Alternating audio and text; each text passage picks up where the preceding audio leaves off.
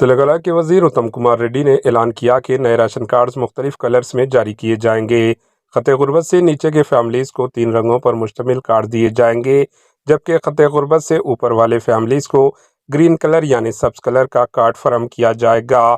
इन्होंने मजीद वजाहत की कि नए राशन कार्ड रखने या ना रखने के खत्े नज़र अगर किसी फ़र्द का नाम मुस्तहिकीन की लिस्ट में शामिल है तो वो 1 अप्रैल 2025 से रियायती कीमत पर चावल हासिल कर सकते हैं। Bureau report, HN news.